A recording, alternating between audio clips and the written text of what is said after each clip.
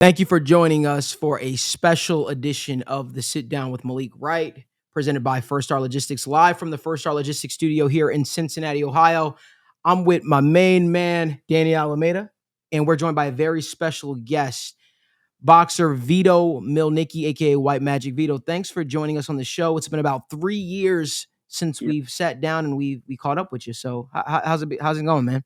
yeah, everything's good. I'm just happy to be on here with you guys. I always told you I want to hop on another interview, but we just never got it set up until now.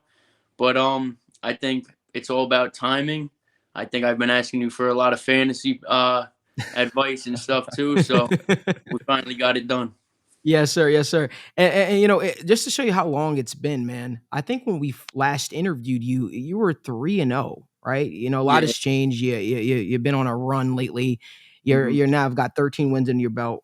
One loss. We're going to talk about that. hmm But you've done so much growing. You've done so much growing in the sport of boxing. I know I have a whole lot of questions that I want to ask you, but I'm going to let Danny Alameda start us off.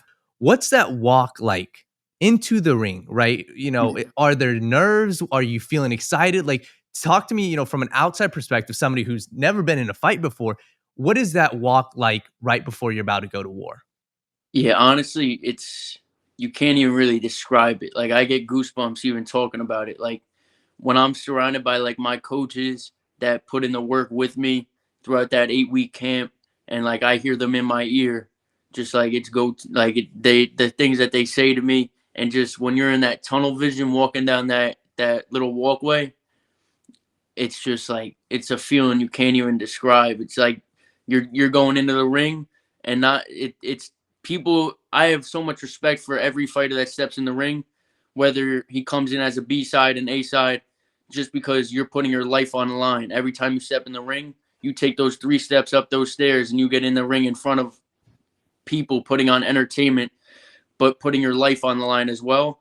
I have so much respect for all the fighters, but that walk is something that it just gives me the chills every time I even think about it. It's a different mindset, from the outside versus when you're actually being the fighter. And take me through, your preparation for the fight, right? Getting ready to be in that ring. What's the training camp like? How are you getting in the mindset, during training camp? Yeah, so ever since my first loss against James Martin, we actually every camp now I set up to where I bring in sparring partners and I bring in my brother Keyshawn Williams that we've been really close. Um, yeah, so we get set up our training camp. We have our house. We have set times for when we're eating, set times for when we're training, and it's all just regimented. So it's like it's a professional system, and that's how it should be. I feel like as a professional, you got to take care of business. You got to get it after each and every day in that 8 week camp. And even when you're not in camp, I stay in the gym now. I stay ready because I never know when I'm gonna get that call to get in camp. So when it's time to get in camp, I'm ready. Hey, Vito, you talked about your first loss to James Martin.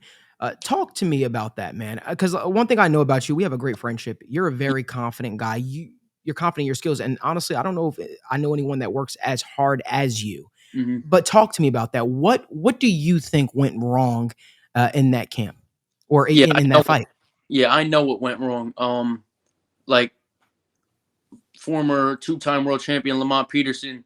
After that fight, I did some work with him. I brought him into the camp to train me a little bit. He told me proper preparation prevents poor performance. Mhm. And that fight was a prime example of that. I came off one of my biggest wins. Like at that point in my professional career, it was my first time fighting on Fox 5 or the big channel Fox instead of Fox Sport 1.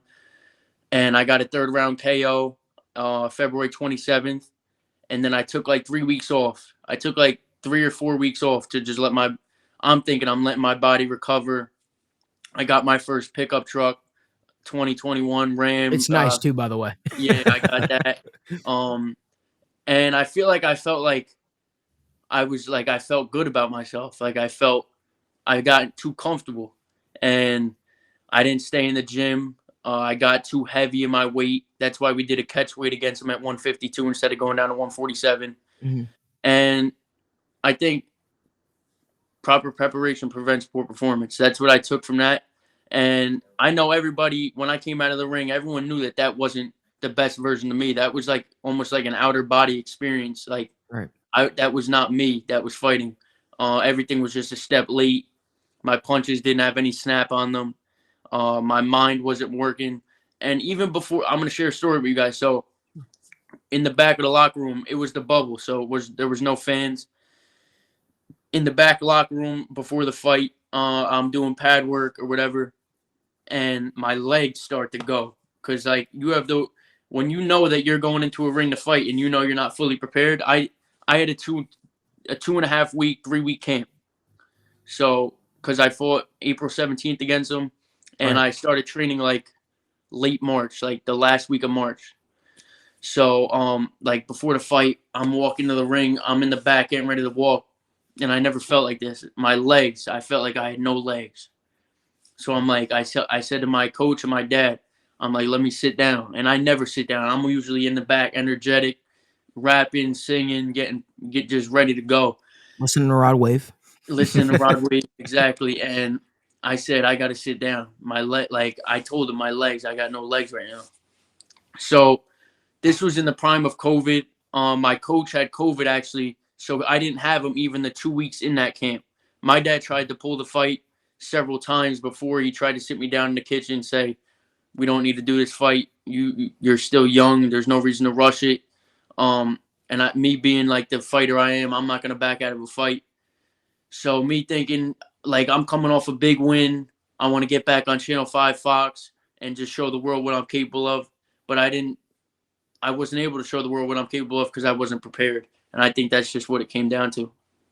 Vito, I'll tell you right now, I'm really impressed, man. We talk quite often, but Hmm. it seems like you're able to pinpoint exactly what went wrong. Like, Yeah, you see some boxers out there or some athletes, and they make excuses for, yeah, a performance or something like that. But you seem to be at peace with it. I remember there was even talk of you guys doing a rematch. You guys were actually scheduled to do a rematch. James, yeah, I believe he missed weight, and you pretty much said, you know what, I'm moving on with my career. yep. That loss does not define me. Hmm. And speak a little bit more about that. Like, what would be your advice to some younger athletes or even athletes in general who do face who face setbacks in their career about coming back? What is your thoughts on having a strong mental makeup? Yeah, I mean, I think for me, like you said, I'm at peace with it, but that's something that drives me every day. So I'm going to tell you another thing. The Hmm. color orange, right? That's what I Hmm. wore. I wore orange, white, and black in that fight. I the color orange, I wear it on the days where like I get up, I'm a little sore, like I feel like oh, like it's gonna be a rough day in the gym. Like I wear that color on those days. That's a reminder to me of to never have that, never feel that feeling again. I was on a red eye 2 hours after that fight, and I was just a red eye flight, and I was sitting in the plane in the dark alone, and Right. I didn't go to sleep throughout the night. I just that fight just played back in my mind, kept playing back and back and back. And I sat in my room for probably like 2 weeks. Didn't go out, just stayed inside with my family. And I let my body, my face heal up because I was real swollen. After that 2 weeks ended, I turned into a gym rat. They couldn't get me out of the gym. I was doing 4 workouts a day, 5 workouts Wow. a day, waking up 5 o'clock in the morning. And that fight was the best thing that happened in my career. But for in terms of advice to somebody who had a setback, just let that drive you. Let that be the reason why you run that extra mile, you do that extra round on the bag or whatever it may be. You run that extra route after practice. Like let that be your your motivation and your drive to just go harder each and every day. Absolutely. Now, I want to get Daniel in here at some point, but I know that you've gotten the opportunity to be coached by Joe Goosen. Yeah. You've trained with Sean Porter. You've trained with Ryan Garcia, and, Hmm. and, and so many different athletes. What has that been like? Right, going from a guy who was trained primarily in the East Coast, Jersey, to traveling to the West Coast, things of that nature, and training with so many high profile boxers. What has that been like for you? Yeah, I feel like that's like those sparring sessions sparring with Sean Porter, Julian Williams, Jason Rosario. I never sparred with Ryan, but just being over there in the gym with him, it was cool. It was just a cool experience. You surround yourself with guys that are on that level, you're gonna get yourself to that level. You surround yourself with greatness, you're gonna become great. And I think that's I feel like sparring for boxers is very important because you're working on things that people don't have to see what you're working on. Like you're in the ring, you're still getting that firsthand experience of getting punched and putting yourself in positions, setting traps against a guy, and you're getting that firsthand experience. So just being around guys at that level, it's only gonna bring your level up. You're only gonna level up being around those kind of guys. When, you talk about being great, and that's something, I mean, we've had many conversations. You always, mention greatness, greatness, greatness. Talk to me, what does it take to be great for you, man? I mean, because you're so young doing this. Talk to me a little bit about the sacrifices that you've made. I mean, you've been boxing since you were a little kid. What Yeah. has it been like, making those sacrifices to achieve this greatness? Yeah. So my mom and my dad, we were actually talking about it the other day because this is gonna be the third or fourth Thanksgiving that I'm not home. I've been away working, just working on my craft. But when you're doing what you love, I feel like it's not even a sacrifice. Like you're doing what you love, you're striving towards the goal you want to get to. And I feel like the one word that really is a huge part in terms of getting to where I want to be is consistency. Like you could be in the gym for a week, you could go hard for 2 weeks, 3 weeks, 4 weeks, go hard for 10 years, go hard for 12 years. I want to see like just stay consistent for that period, like until you get to where. What did Kobe say? Don't rest in the middle, rest at the end. So that's like a huge a quote that I like. Just consistent hard work. That's really it. Absolutely, man. And I think you and me, you always say one of one. And, Yeah. one of the last conversations you and I had, we talked about how we feel like there aren't too many people that are made from the same cloth as us, right? I think, Yeah. and I loved your tweet that you said the other day. This is us talking to Jersey for a second. You Yeah. said, growing up in Jersey, man, you're built different. Yeah. You have Mentally, that chip you're on your go, shoulder. yeah, 100%, man. And I understand what you're talking about. You have to be, great at your craft, right? If you Yeah. want to be, if you want to master your craft, you have to, make sacrifices. You have to want to go the extra mile. And that's something that I've always loved about you, my man. It seems like you relish on, your mistakes, so to speak. You want to make those corrections, right? Yeah. People praise you when you do great and stuff like that, but you want to be perfect almost. And nothing in life is perfect, but when you chase perfection, you catch excellence. Now, I want to switch gears here a little bit, man. I want to get, you're a professional boxer, man. I know you got a friend who also boxed on one of your cards, who was he's a TikToker. I want to know Yeah. what your opinion is of some of the TikTokers, the YouTubers coming into the sport of boxing. Jake Paul has made strides, right, man, Yeah. since we last talked. I remember when he first started talking about boxing and you and I were, talking about it. I want to know what your opinion is. Do you think Jake Paul is good for the sport? And second, do you think Jake Paul can actually beat any professional boxers? Um, I think there's a good and bad to Jake Paul. I think so. Look, how long has he been fighting now? 4 or 5 years. Yeah, something like So that. 4 or 5 years, you put him around the top trainers in the game, right? Hmm. He's not a bad athlete. He obviously is a smart guy. So you bring him around top guys. He's got the platform to reach out to top people, get the top sparring. I mean, you're only gonna get better, right? If Hmm. you're doing it for 5 years, and it looks like he's putting in work. I don't know Hmm. him. I've never been around him, but it. I'd say for a guy like me and other guys who I've grown up with, like Right. you talk about it in the gym, like a guy to just burst on the scene and to get a payday that we've been working for since we're young and like we've been putting our lives on the line since we're kids. Like it for some people it's difficult to like it's like a difficult pill to swallow just because you see a Right. kid, someone like him who's an influencer and he's getting these big platforms right at like he's new to the game, like you know what I mean. But Right. I have no problem with someone getting after a dream or getting after the bag that they're chasing. So like it's good and bad. He brings a different crowd to the sport. Hmm. Like he's got that younger crowd, and he brings attention. He's bringing attention to the sport of boxing. I feel like Right. it's good and bad. I'd say good and No, no. bad.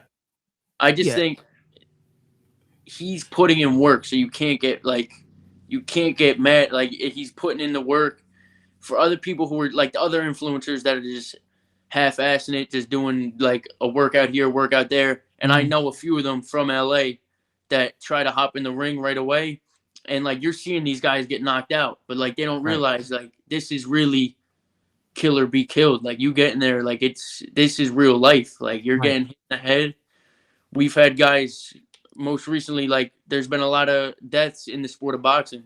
And I think they do have to take this more seriously. And not everyone could just hop in the ring and fight. I agree 100%. Now, do you think that boxing has sort of become who's the loudest, like the most popular, if you will, to sort of get opportunities versus the people that are actually like putting forth these long winning streaks, things of that nature? Do you think that's become more of the new route for boxing, or do you think that there's still room for people who just put the work in and grind, so to speak, versus being the loudest person in the room? Yeah, I think because you see like all these guys with a lot of Instagram followers and stuff getting these opportunities, but at the end of the day, this is boxing is entertainment. So Right. like it is about who could put the asses in the seats, who could fill Right. the arena, who could Right. sell pay-per-views, who has the most viewings, like a big viewership on TV. So it's always been like that though. Like you're not gonna get a guy who can't entertain get more like get paid more or get a bigger opportunity than a guy that entertains, has a big following. So like I feel like if you're working hard, like these guys, like if you're working hard, you're gonna get your opportunity. It's gonna come.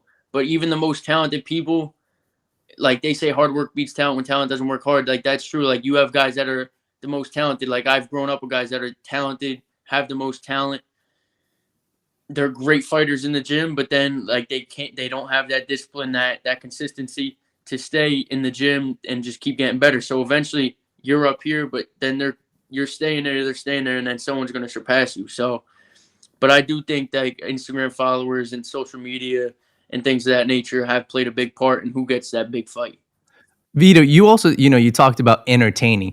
We've seen some fights where, you're talking trash at the end of the Yeah. fight, or you're talking trash. Like, what's that like, being during the rounds? Like, are you the type of guy that's going to talk trash first, or like, how does that work with you? I don't like to talk trash. Like if like my face offs, whatever, like I think it's strictly business. Like Yeah. I'm not that type of guy that's gonna talk trash. But on the clinch or whatever, like when we're up close, people don't hear it, but like guys whisper things in your ear, Mm. whatever of that nature. Like they say stupid stuff. Right. But at the end of that fight, I just wanted to, like I put on a masterclass boxing performance. I hit, not getting hit, and then like that last round, I just wanted to put a little show on because the crowd likes that kind of stuff. They like they want to see they want to be entertained. So I felt I knew I was I was in my groove, even if I got caught with a shot, which I got caught with a few. I mean, I have a chin. I know that I've been getting hit since I'm a kid, and I wasn't worried. I just stayed smart but entertained at the same time. Now, Vito, I know you've been fighting since you were a kid, and you also came up with a guy named Gervonta Davis, big time Yeah. boxer, right? And there are reports that have been circulating about Ryan Garcia, Gervonta Davis happening. I want to get your thoughts on it. I think I know what your thoughts is on the fight, but I want to know what your thoughts. How do you see that fight playing out? For me, it's a no-brainer. Ryan's a good fighter. Don't get me wrong. Like a lot of people don't think Ryan's like real. Ryan's a real fighter. He's talented. He's got all the skill in the world. But Tank is just a different animal. I got tanked by knockout. Probably like 6, 7. Once he figures out his range, he's got to figure out his distance with Ryan. Ryan's obviously a big puncher. He's quick. So once he figures out his distance, he downloads some of his information. I think by like 6 or 7, I think it's going to be a knockout. Now, I know you said you're going to be away from your family, this upcoming Thanksgiving because you'll be working at your craft. Yeah. When is your next fight? Do you have any information on that? Yeah, so I want to get one more fight in before the year ends. Mhm. So hopefully end of December. I want to stay active. Like I love what I do. So like I just want to stay active. I want to keep fighting. Like I ran this morning. I'm gonna go to the gym now. I'm gonna go to the gym again later. Like I've just become obsessed with just getting better and just getting to where I want to be. Like that's the only thing that's on my mind. I come home, I spend time with my girlfriend, I'll be with my dog, spend time with my brother. I'm taking my brother to the Jet game on Sunday. So just I've just become obsessed with just getting better, just each and every day, just working on my craft and just I want to just make a difference for my family. I don't want my dad to work again. I don't want my mom to work again. I want to be the change in my family, basically. That's awesome. Yeah. Absolutely. Hopefully, we can get you on that card, right? The Ryan Garcia, Yeah, Gervonta Davis. that was the initial plan because apparently it was supposed to happen December 17th. But Wow. we'll see what happens. If it gets done, hopefully I could get on that card. Well, I could tell you right now, if that happens, First Star, me and Daniel, we'll be out there. Yeah. We'll be out there supporting you, man. I do want to get to one thing before we let you go here. You just recently fought on Deontay Wilder's card. Deontay Wilder versus Robert Helias. I hope I'm pronouncing that name. Helias, yeah. I want to know, do you think Deontay Wilder can be world champion again? Because I certainly saw a guy that seemed rejuvenated, and he seems like he's focused on becoming champion again. I know he's about to take on Andy the Destroyer Ruiz. I want to know what your thoughts are. I'm sure you weren't necessarily around it, but you probably saw him. You were on his card and things of that nature. What are your thoughts on Deontay Wilder? Do you think he can be a world champion again, or do you think he will be? So, I was on a few of Deontay Wilder's cards early on in my career at the MGM Grand. So I was on his Luis Ortiz, the second fight. I was on the Fury second fight, and now I was on the Hellenius fight. Yeah. I do see a different guy. Like I see like a rejuvenated, like a re-love, like he's found a different love for the sport. And even in the training videos, like if what he's saying is true, like all the rounds that he's been putting in the gym, 100%, I think he could become champion of the world again. You guys seen his power on display that night. One punch, it wasn't even fully extended. And Hellenius is a great fighter. He just beat Adam Kovnatsky, someone who I'm close with, twice. So 100%, I think he can become champion of the world again. Now, Vito, again, the last time me and you sat down for an interview, it was a different setting. All right, it was over Zoom, but this is still a different setting. But as you can see, we're in a nice studio now. This is all possible. We partner with First Star Logistics here, based out of Cincinnati. We're live from the First Star Logistics studio. You talk about, I know you're a big sports fan. And I know you like doing things. You're somebody who is near dear to my heart, man. So I actually want to invite you, man, to come out. Come hang in the First Star Suite studio in Cincinnati. We'll have you come out. Depending on how things shake out, want to formally invite you to a Bengals game, man. Want to get you out here for a Bengals game. The Jets play them this year? We already remember. I think we beat you guys already. I think. Yeah, you did. You guys. We did. That was part of your little role. You guys got. Who dat? But so I was saying the studio looks great. Congratulations on everything that's going on. You guys worked hard for this. Malik, I know you've been grinding. Like our last that one interview that we did, you've been at it, getting after it. So I actually met a guy yesterday. I don't know if you know him, Ludovico. Ludovico. That name sounds familiar. Yeah. So I was sitting down eating at the Cloverleaf in Caldwell. He works there.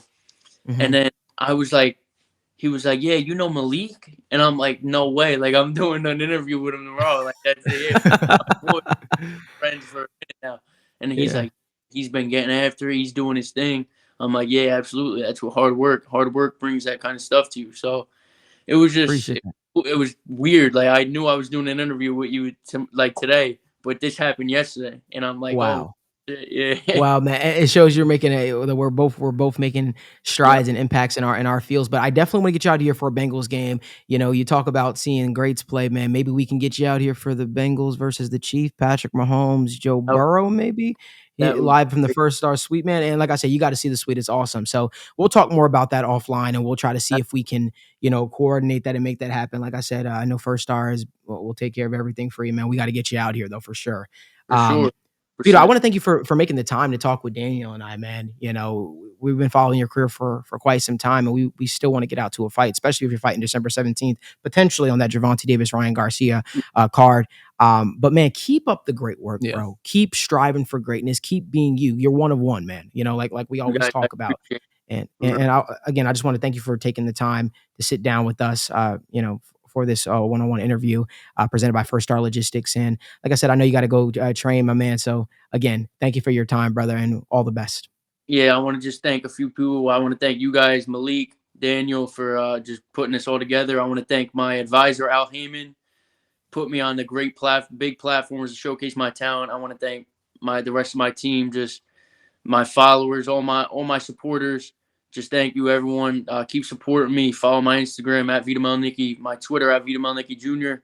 Stay tuned. I'll be dropping my next fight date real soon. And just keep supporting me. I'm going to keep putting on, keep working hard so I can put on great performances for you guys. Yes, sir. See you, Vito. Absolutely. Thanks, guys.